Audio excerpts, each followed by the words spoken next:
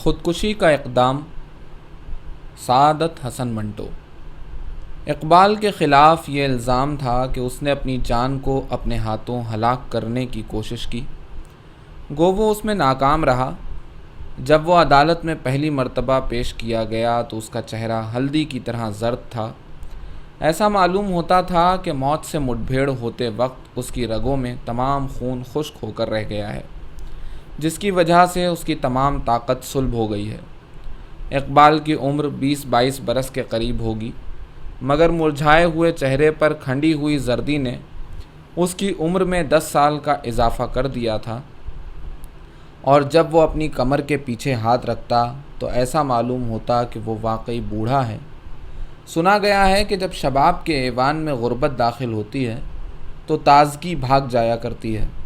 اس کے پھٹے پرانے اور میلے کچیلے کپڑوں سے یہ عیاں تھا کہ وہ غربت کا شکار ہے، اور غالباً حد سے بڑھی ہوئی مفلسی ہی نے اسے اپنی پیاری جان کو ہلاک کرنے پر مجبور کیا تھا۔ اس کا قد کافی لمبا تھا، جو کاندھوں پر ذرا آگے کی طرف جھکا ہوا تھا۔ اس جھکاؤ میں اس کے وزنی سر کو بھی دخل تھا، جس پر سخت اور موٹے بال جیل خانے کے سیاہ اور کھردرے کمبل کا نمونہ پیش کر رہے تھے۔ آنکھیں اندر کو دھسی ہوئی تھیں، جو بہت گہری اور اتھاہ معلوم ہوتی تھیں۔ جھکی ہوئی نگاہوں سے یہ پتہ چلتا تھا کہ وہ عدالت کے سنگین فرش کی موجودگی کو غیر یقینی سمجھ رہا ہے اور یہ ماننے سے انکار کر رہا ہے کہ وہ زندہ ہے۔ ناک پتلی اور تیکھی، اس کے ماتھے پر تھوڑا سا چکنا میل جمع ہوا تھا، جس کو دیکھ کر زنگ آلود تلوار کا تصور آنکھوں میں پھر جاتا تھا۔ پتلے پتلے ہونٹ جو کناروں پر ایک لکیر بن کر رہ گئے تھے، آپس میں سلے ہوئے معلوم ہوتے تھے۔ شاید اس نے ان کو اس لیے بھینچ رکھا تھا کہ وہ اپنے سینے کی آگ اور دھوئیں کو باہر نکالنا نہیں چاہتا تھا۔ میلے پائجامے میں اس کی سوکھی ہوئی ٹانگیں اوپر کے دھڑ کے ساتھ اس طرح جڑی ہوئی تھیں کہ معلوم ہوتا تھا 2 خشک لکڑیاں تنور کے منہ میں ٹھسی ہوئی ہیں۔ سینہ چوڑا چکلا تھا، مگر ہڈیوں کے ڈھانچے پر، جس کی پسلیاں پھٹے ہوئے گریبان میں سے جھانک رہی تھیں، گوشت سانولے رنگ کی جھلی معلوم ہوتا تھا۔ سانس کی آمد و شد سے یہ جھلی بار بار پھولتی اور دبتی تھی۔ پیروں میں کپڑے کا جاپانی جوتا تھا، جو جگہ جگہ سے بے حد میلا ہو رہا تھا۔ دونوں جوتے انگوٹھوں کے مقام پر سے پھٹے ہوئے تھے۔ ان سوراخوں میں سے اس کے انگوٹھوں کے بڑھے ہوئے ناخن نمایاں طور پر نظر آ رہے تھے۔ وہ کوٹ پہنے ہوئے تھا، جو اس کے بدن پر بہت ڈھیلا تھا۔ اس میلے اور سال خوردہ کوٹ کی خالی پھٹی ہوئی جیبیں بے جان مردوں کی طرح منہ کھولے ہوئے تھیں۔ وہ کٹہرے کے ڈنڈے پر ہاتھ رکھے اور سر جھکائے جج کے سامنے بالکل خاموش اور بے حس و حرکت کھڑا تھا۔ تم نے 20 جون کو ہفتے کے دن مانان والا اسٹیشن کے قریب ریل کی پٹری پر لیٹ کر اپنی جان ہلاک کرنے کی کوشش کی اور اس طرح ایک شدید جرم کے مرتکب ہوئے۔ جج نے ضمنی کاغذات پڑھتے ہوئے کہا، بتاؤ یہ جرم جو تم پر عائد کیا گیا ہے کہاں تک درست ہے؟ جرم؟ اقبال اپنے گہرے خواب سے گویا چونک سا پڑا، لیکن فوراً ہی اس کا وزنی سر جو ایک لمحے کے لیے اٹھا تھا، پھر بیل کی پتلی ٹہنی کے بوجھل پھل کی طرح لٹک گیا۔ بتاؤ یہ جرم جو تم پر عائد کیا گیا ہے کہاں تک درست ہے؟ جج نے اسکول کے استاد کی طرح وہی سوال دہرایا جو وہ اس سے پہلے ہزارہا لوگوں سے پوچھ چکا تھا۔ اقبال نے اپنا سر اٹھایا اور جج کی طرف اپنی بے حس آنکھوں سے دیکھنا شروع کر دیا۔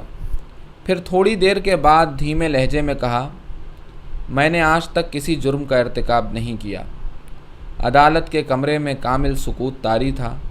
شاید اس کا باعث اقبال کا دشت نما سراپا تھا، جس میں بلا کی ہیبت تھی۔ جج اس کی نگاہوں کے خوفناک خلا سے خوف کھا رہا تھا۔ کورٹ انسپکٹر نے جو جنگلے سے باہر بلند کرسی پر بیٹھا تھا، کمرے کے سکوت کے دہشت ناک اثر کو دور کرنے کے لیے یوں ہی 2-3 مرتبہ اپنا گلا صاف کیا۔ ریڈر نے جو پلیٹ فارم پر بچھے ہوئے تخت پر جو جج کے قریب بیٹھا تھا، مسئلوں کے کاغذات ادھر ادھر رکھتے ہوئے اپنی پریشانی اور ڈر دور کرنے کی سعی کی۔ جج نے ریڈر کی طرف معنی خیز نظروں سے دیکھا اور ریڈر نے کورٹ انسپکٹر کی طرف، اور کورٹ انسپکٹر جواب میں اپنا حلق صاف کرنے کے لیے 2 مرتبہ کھانسا۔ جب کمرے کا خوف آمیز سکوت ٹوٹا تو جج نے میز پر کوہنیاں ٹکا کر سامنے پڑے ہوئے قلمدان کے خانے میں سے لوہے کی چمکتی ہوئی پن نکال کر اپنے دانتوں کی ریخ میں گاڑتے ہوئے اقبال سے کہا، کیا تم نے خودکشی کا اقدام کیا تھا؟ جی ہاں۔ یہ جواب اقبال نے ایسے لہجے میں دیا کہ اس کی آواز ایک لرزاں سرگوشی معلوم ہوئی۔ جج نے فوراً ہی کہا، تو پھر اپنے جرم کا اقبال کرتے ہو؟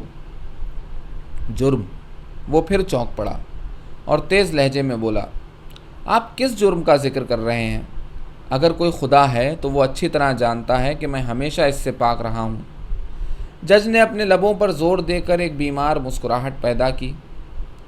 تم نے خودکشی کا اقدام کیا اور یہ جرم ہے۔ اپنی یا کسی غیر کی جان لینے میں کوئی فرق نہیں، ہر صورت میں وار انسان پر ہوتا ہے۔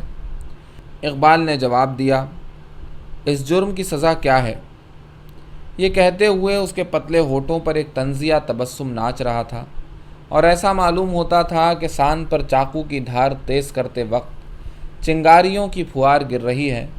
جج نے جلدی سے کہا، 1، 2 یا 3 ماہ کی قید۔ اقبال نے یہی لفظ تول تول کر دہرائے، گویا وہ اپنے پستول کے میگزین کی تمام گولیوں کو بڑے اطمینان سے ایک نشانے پر خالی کرنا چاہتا ہے۔ 1، 2 یا 3 ماہ کی قید۔ یہ لفظ دہرانے کے بعد وہ ایک لمحہ خاموش رہنے کے بعد تیز و تند لہجے میں بولا، آپ کا قانون صریحاً موت کو طویل بنانا چاہتا ہے۔ ایک آدمی جو چند لمحات کے اندر اپنی دکھ بھری زندگی کو موت کے سکون میں تبدیل کر سکتا ہے، آپ اسے مجبور کرتے ہیں کہ وہ کچھ عرصے تک اور دکھ کے تلخ جام پیتا رہے۔ جو آسمان سے گرتا ہے آپ اسے کھجور پر لٹکا دیتے ہیں، آگ سے نکال کر کڑاہی میں ڈالنا چاہتے ہیں۔ کیا قانون اسی ستم ظریفی کا نام ہے؟ جج نے باروب لہجے میں جواب دیا، عدالت ان فضول سوالات کا جواب نہیں دے سکتی۔ عدالت ان فضول سوالات کا جواب نہیں دے سکتی تو بتائیے وہ کن متین اور سنجیدہ سوالوں کا جواب دے سکتی ہے؟ اقبال کے ماتھے پر پسینے کے سرد قطرے لرزنے لگے۔ کیا عدالت بتا سکتی ہے کہ عدالت کے معنی کیا ہیں؟ کیا عدالت بتا سکتی ہے کہ ججوں اور مسجد کے ملاؤں میں کیا فرق ہے، جو مرنے والوں کے سرہانے رٹی ہوئی سورہ یاسین کی تلاوت کرتے ہیں؟ کیا عدالت بتا سکتی ہے کہ اس کے قوانین اور مٹی کے کھلونوں میں کیا فرق ہے؟ عدالت اگر ان فضول سوالوں کا جواب نہیں دے سکتی تو اس سے کہیے کہ وہ ان معقول سوالوں کا جواب دے۔ جج کے تیوروں پر خفگی کے آثار نمودار ہوئے اور اس نے تیزی سے کہا، اس قسم کی بے باکانہ گفتگو عدالت کی توہین ہے، جو ایک سنگین جرم ہے۔ اقبال نے کہا، تو گفتگو کا کوئی ایسا انداز بتائیے جس سے آپ کی نیک چلن عدالت کی توہین نہ ہو۔ جج نے جھلا کر جواب دیا، جو سوال تم سے کیا جائے صرف اسی کا جواب دو۔ عدالت تمہاری تقریر سننا نہیں چاہتی۔ پوچھیے، آپ مجھ سے کیا پوچھنا چاہتے ہیں؟ اقبال کے چہرے پر یاس کی دھند چھا رہی تھی اور اس کی آواز اس گجر کی ڈوبتی ہوئی گونج معلوم ہوتی تھی جو رات کی تاریکیوں میں لوگوں کو وقت سے باخبر رکھتا ہے۔ یہ سوال کچھ اس انداز سے کیا گیا تھا کہ جج کے چہرے پر گھبراہٹ سی پیدا ہو گئی اور اس نے ایسے ہی میز پر سے کاغذات اٹھائے اور پھر وہیں کے وہیں رکھ دیے اور دانت کی ریخ میں سے پن نکال کر پن کشن میں گاڑتے ہوئے کہا، تم نے اپنی جان لینے کی کوشش کی، اس لیے تم ازروء قانون مستوجب سزا ہو۔ کیا اپنی صفائی میں تم کوئی بیان دینا چاہتے ہو؟ اقبال کے بے جان اور نیلے ہونٹ فرط حیرت سے کھلے کے کھلے رہ گئے۔ اس نے کہا، بیان؟ آپ کس قسم کا بیان لینا چاہتے ہیں؟ کیا میں سراپا بیان نہیں ہوں؟ کیا میرے گالوں کی ابھری ہوئی ہڈیاں یہ بیان نہیں دے رہی کہ غربت کی دیمک میرے گوشت کو چاٹتی رہی ہے؟ کیا میری بے نور آنکھیں یہ بیان نہیں دے رہی کہ میری زندگی کی بیشتر راتیں لکڑی اور تیل کے دھوئیں کے اندر گزری ہیں؟ کیا میرا سوکھا ہوا جسم یہ بیان نہیں دے رہا کہ اس نے کڑے سے کڑا دکھ برداشت کیا ہے؟ کیا میری زرد بے جان اور کانپتی ہوئی انگلیاں یہ بیان نہیں دے رہی کہ وہ ساز حیات کے تاروں میں امید افزا نغمہ پیدا کرنے میں ناکام رہی ہیں؟ بیان، بیان، صفائی کا بیان۔ کس صفائی کا بیان؟ میں اپنے ہاتھوں سے اپنی زندگی کا خاتمہ کر رہا تھا، اس لیے کہ مجھے جینے کی خواہش نہ تھی، اور جسے جینے کی خواہش نہ ہو، جو ہر جینے والے کو تعجب سے دیکھتا ہو، کیا آپ اس سے یہ چاہتے ہیں کہ وہ اس سنگین عمارت میں آ کر 2-3 बरस की कैद से बचने के लिए झूठ बोले? जज साहब, आप उससे बात कर रहे हैं जिसकी ज़िंदगी कैद से बदतर रही है। जज पर जरदरू इकबाल की बेजोड़ जज्बाती गुफ्तगू कुछ असर न कर सकी और 4-5 पेशियों की यक आहंग समाअत के बाद उसे 2 माह कैद महज का हुक्म सुना दिया गया। सज़ा का हुक्म मुजरिम ने बड़े इत्मीनान से सुना, लेकिन यकायक उसके इस्तखानी चेहरे पर जहरीले तंज के आसार नमूदार हुए और उसके बारीक होंठों के सिरे भिंच गए। मुस्कुराते हुए उसने जज को मुखातिब करके कहा, आपने मुकदमे की तमाम कार्रवाई में बहुत मेहनत की है, जिसके लिए मैं आपका शुक्रगुजार हूँ।